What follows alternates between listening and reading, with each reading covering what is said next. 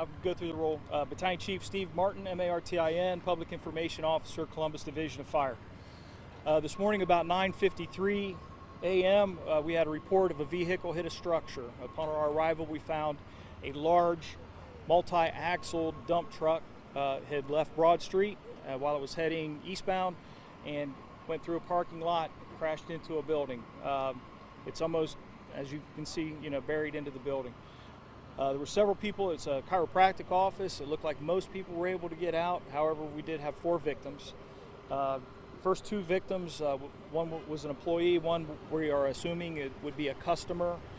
They were taken by ambulance to the hospital in stable condition.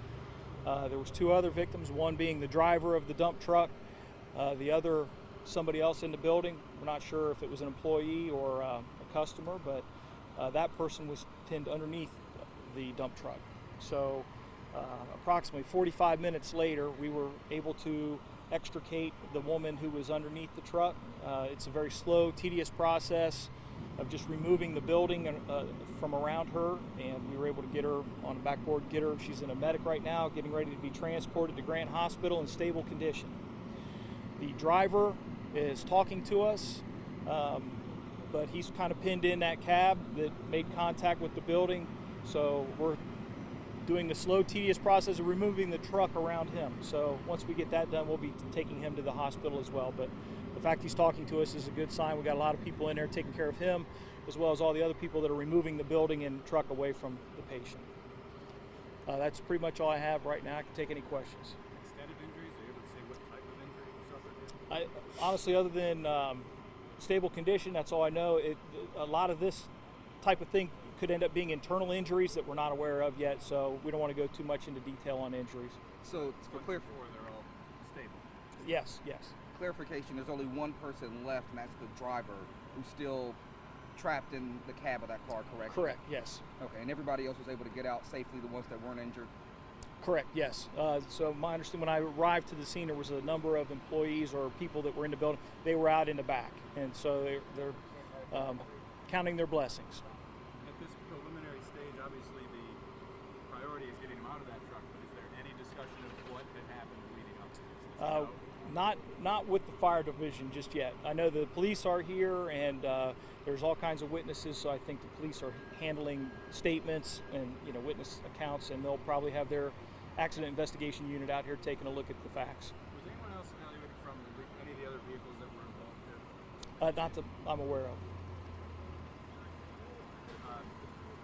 Going forward, what's the role of the fire department here? Is there any role in accident investigation on your part? Does that all go to the police department? Police do all the accident investigation part. Once we take care of the patients, we do have a small issue. We had an issue early on with the natural gas leak.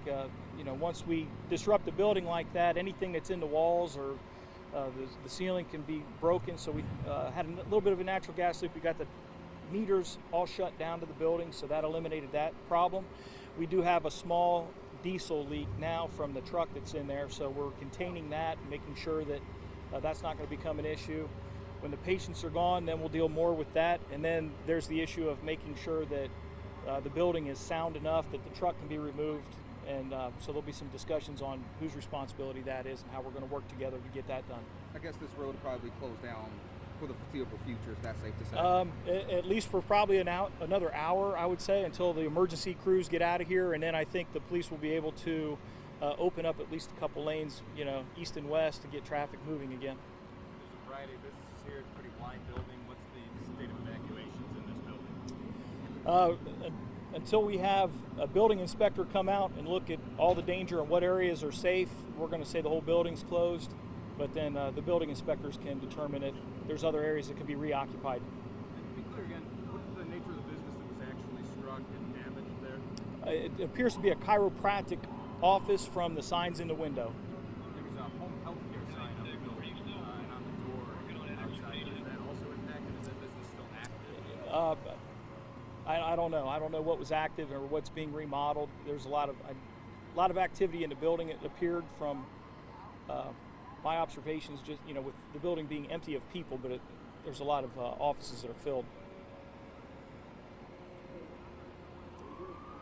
All right, thank you guys. Thank you so much.